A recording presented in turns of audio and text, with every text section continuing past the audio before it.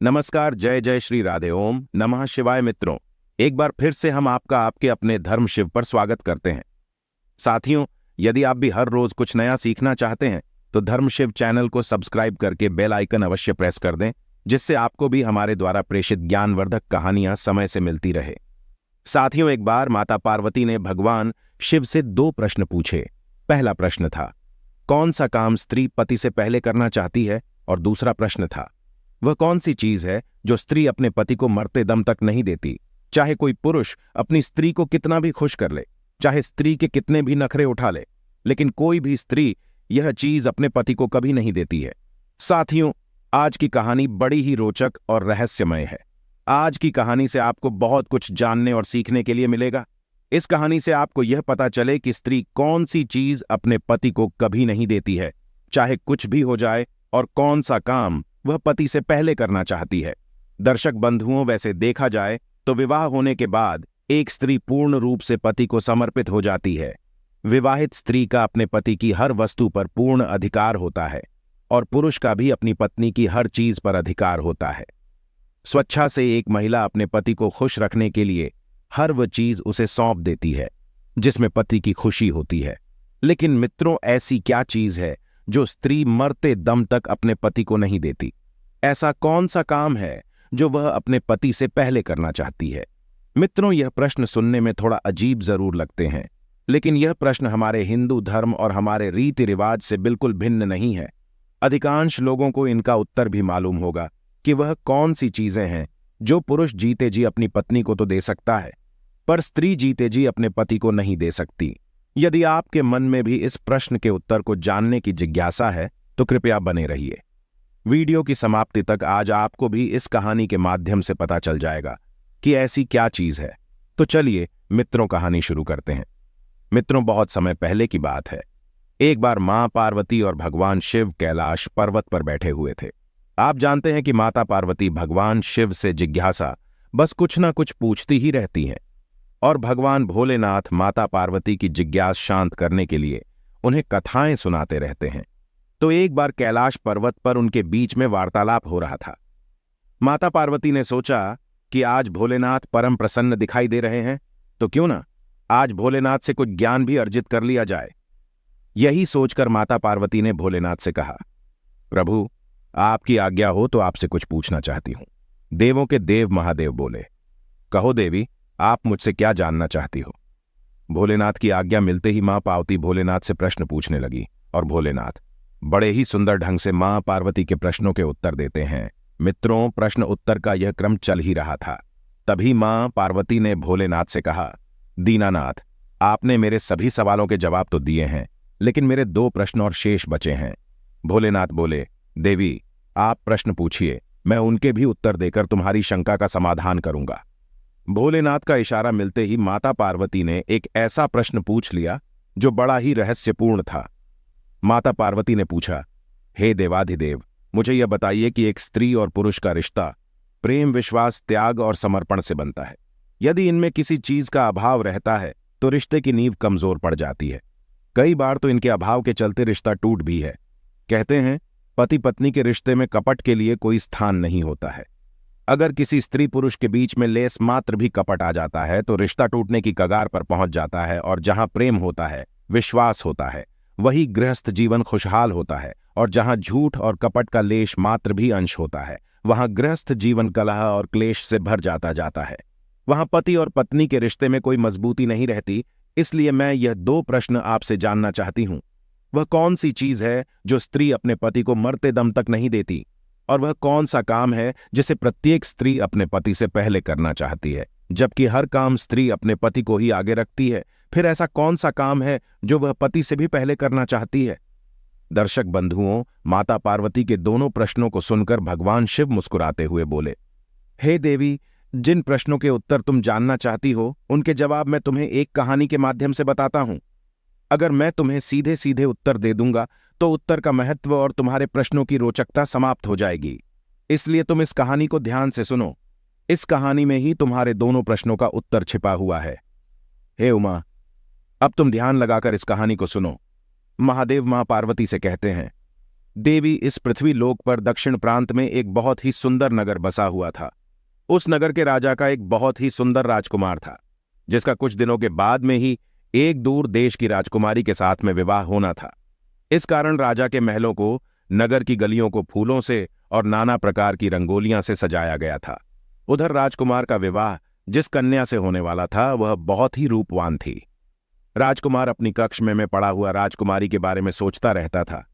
एक दिन सोचते सोचते अचानक से उसके मन में राजकुमारी से मिलने की इच्छा जागृत हो उठी। वह उसी क्षण राजकुमारी के पास जाना चाहता था। उसने एक योजना बनाई, सबसे छुपते छुपाते महल से निकल गया और अस्तबल में पहुंच गया। अस्त से एक घोड़ा लिया और घोड़े पर सवार होकर राजकुमारी से मिलने के लिए चल दिया। चलते चलते जब वह एक जंगल के रास्ते से गुजरा तो वहां उसे बहुत जोर की प्यास लगने लगी। अब तो राजकुमार पानी की तलाश में इधर उधर भटकने लगा। कहीं कोई जलाशय दिखाई नहीं दे रहा था। यदि कहीं कोई नदी या ताला मिल भी जाता तो उसमें पानी नजर नहीं आता। इस प्रकार प्यास से व्याकुल होकर राजकुमार एक झोपड़ी के पास में पहुंचा। वहीं पास में ही एक कुआं दिखाई पड़ा। कुआं को देखकर उसे कुछ उम्मीद जागी, शायद इस कुएं में पानी हो। राजकुमार ने कुएं में झांक कर देखा तो सचमुच कुएं में पानी भरा हुआ था। पानी को देखकर उसकी प्यास और तेज हो उठी। अब तो उसने बिना देर किए कुएं से जल निकाला और पानी पीने लगा। जब उसने पेट भर के जल पी लिया तभी क्या देखता है कि उस झोपड़ी से एक बुढ़िया निकलकर बाहर आती है। वह बुढ़िया उस राजकुमार को कहने लगी, अरे मुसाफिर, कहीं तुमने इस कुएं का जल तो नहीं पी लिया? यदि तुमने इस कुएं का जल पिया है तब तो तुमने बहुत बड़ी भूल कर दी है। यह कुआं एक अर्श के दत्त द्वारा श्रापित है। इस कुएं का जल पीने वाला मनुष्य नरभक्षी बन जाता है। आज से तुम भी हर रोज रात होते ही नरभक्षी बन जाओगे। उस समय तुम्हारे पास जो मनुष्य आएगा तुम उसका भक्षण कर लोगे। उस समय तुम यह नहीं सोचोगे कि यह मेरी माता है, यह मेरे पिता है, यह मेरी पत्नी है, यह मेरे भाई हैं या यह मेरी बहन है।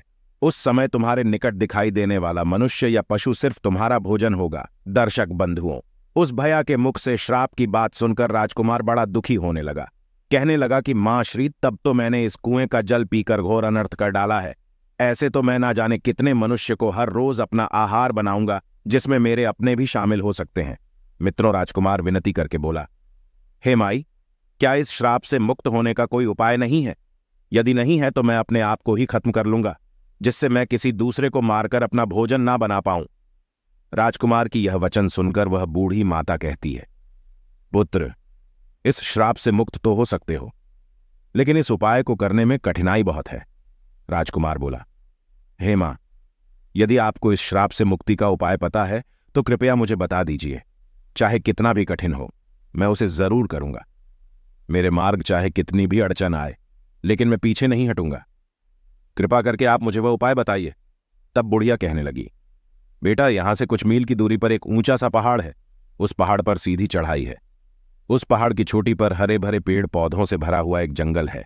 उसी जंगल के बीचों बीच में एक कायाकल्प नाम की बूटी है। वह बूटी अपना रंग रूप बदलती रहती है। यदि तुम किसी तरह से उस बूटी तक पहुंच जाओ और उस बूटी के रस का सेवन कर लो तो इस कुएं के जल का प्रभाव समाप्त हो जाएगा और तुम इस भयंकर श्राप से मुक्त हो सकते हो। लेकिन पुत्र, जाने से पहले मेरी एक बात को ध्यान से सुन लो।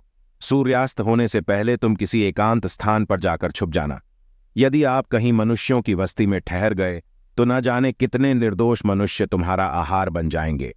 तब दोस्तों, राजकुमार ने कहा, ठीक है, मैं इस बात को भली भांति याद रखूंगा। इतना कहकर राजकुमार उस बूढ़ी मां से विदा लेकर उस कायाकल्प औषधि को ढूंढने के लिए चल देता है। इधर तो भगवान शिव मां पार्वती को यह कहानी सुना रहे थे। इतनी कहानी सुनने के बाद मां पार्वती भोलेनाथ से कहती हैं कि प्रभु, कुछ समझ में नहीं आ रहा है कि आप मेरे प्रश्न का उत्तर किस प्रकार देना चाहते हैं।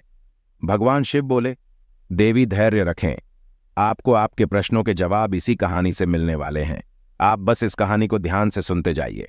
भोलेनाथ आगे कहानी बढ़ाते हुए कहने लगे, देवी राजकुमार बूढ़ी माता से विदा लेकर अपनी मंजिल की तलाश में आगे बढ़ गया। राजकुमार बड़ा चिंतित होता हुआ उस पर्वत की ओर बढ़ता जा रहा था जहां वह कायाकल्प वाली औषधि थी। औषधि वाला पर्वत वहां से काफी दूर था। चलते चलते राजकुमार को दोपहर से शाम हो गई। इधर सूर्यास्त भी होने को था। राजकुमार को याद आया कि मैं शाम होते ही नरभक्षी बन जाऊंगा।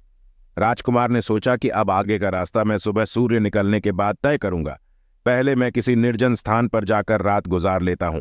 यदि मैं नरभक्षी बन गया तो मेरे द्वारा निर्दोष लोगों की जान चली जाएगी।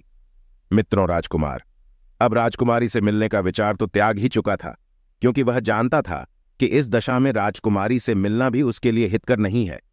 वह राजकुमार गांव और नगरों को बचाता हुआ जंगल की ओर चला गया, जहां किसी मनुष्य के आने जाने का मार्ग नहीं था। उसने अपने आप को एक पर्वत की गुफा में बंद कर लिया। इधर काफी रात हो चली थी। वह राजकुमार नरभक्षी के रूप में प्रवर्तित होने ही वाला था।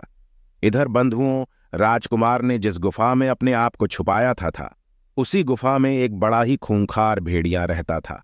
वह भेड़िया आए दिन लोगों की जान लेता रहता था। चारों तरफ लोगों के मन में उस भेड़ियों को देखकर दहशत बनी हुई थी।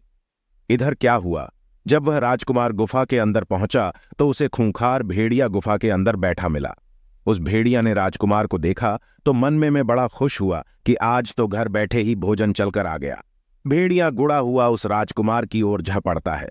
वह उसे खाने ही वाला था कि इतने में राजकुमार पर उस श्राप का असर होने लगा। पल भर में ही राजकुमार मनुष्य से नरभक्षी पिशाच के रूप में बदल गया।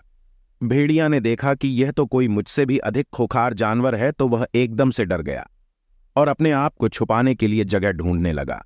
नरभक्षी राजकुमार भी भेड़िया को देखकर उसके ऊपर टूट पड़ा और थोड़ी ही देर में वह भेड़िए को मारकर खा जाता है।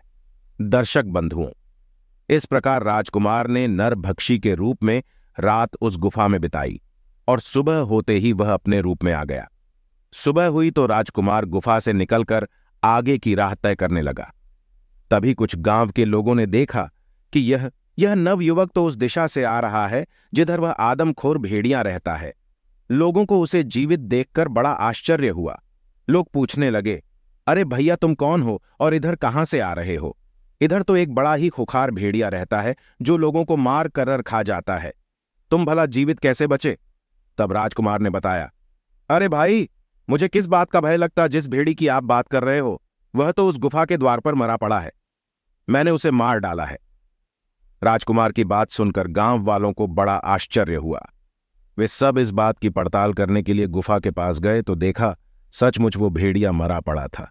यह देखकर लोगों के मन में भेड़िया को लेकर जो दहशत थी वह खत्म हो गई और पूरे राज्य में इस बात की खबर फैल गई कि एक सामान्य पुरुष ने उस भेड़िए को मार डाला है। जब यह बात वहां के राजा को पता चली तो वह राजा उस राजकुमार को मिलने के लिए अपने महल में बुलाता है और कहता है, हे युवक, तुमने उस भेड़िया को मारकर हमारी प्रजा को निर्भय कर दिया है। मैं तुम्हारी वड़ता और साहस का कायल हो गया हूं। तुमने मुझे बहुत बड़ी प्रसन्नता दी है। इस खुशी में मैं तुम्हें एक उड़न खटोला भेंट करता हूं। यह उड़न खटोला तुम्हें पल भर में यहां से वहां पहुंचा सकता है। दर्शक बंधुओं, राजा से उड़न खटोला पाकर राजकुमार भी बड़ा खुश होता है। सोचने लगा, यह तो बड़ा अच्छा हुआ। अब मैं इसी उड़न खटोले पर बैठकर उस पर्वत पर आसानी से पहुंच जाऊंगा जिस पर कायाकल्प नाम की बूटी है। मित्रों, राजकुमार ने वैसा ही किया। वह उस जादुई खटोले पर सवार हुआ और उस पर्वत पर जा पहुंचा जहां पर कायाकल्प की बूटी थी। उसने देखा कि वहां कायाकल्प नाम की अनेक बूटियां चमक रही थीं, जो बार बार अपना रूप बदल रही थीं। बूढ़ी मां ने उसे पहले ही बता दिया था कि जो बूटी अपना रंग रूप बदलती खाई दे, उसी का रस निकालकर पीना है।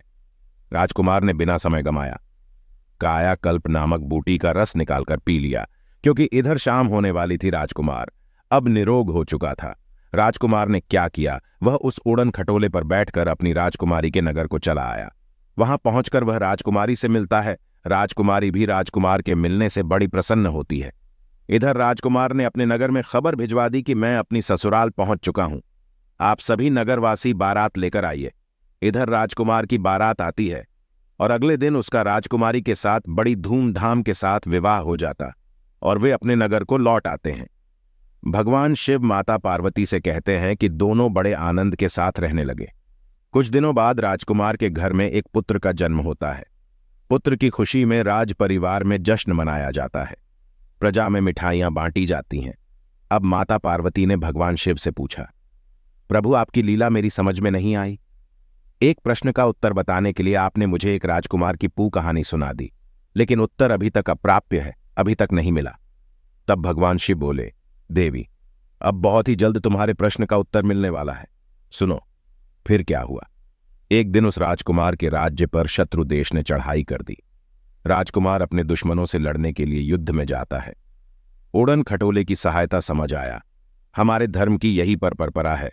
पति के मरने के बाद स्त्री उसे अंधा नहीं दे सकती और न उसे शमशान में साथ ले जाया जा सकता। भगवान शिव ने माता पार्वती से कहा, पार्वती, वे नारियां बड़ी भाग्यशाली होती हैं। दोस्तों, आज की कहानी कैसी लगी कमेंट बॉक्स में जरूर बताएं और साथ ही वीडियो को लाइक कर दें और अपने चैनल धर्म शिव को सब्सक्राइब करके बेल आइकन प्रेस कर दें, जिससे आने वाली वीडियो आपके पास सबसे पहले पहुंचे। दोस्तों, मिलते हैं किसी नेक्स्ट वीडियो में, तब तक के लिए धन्यवाद।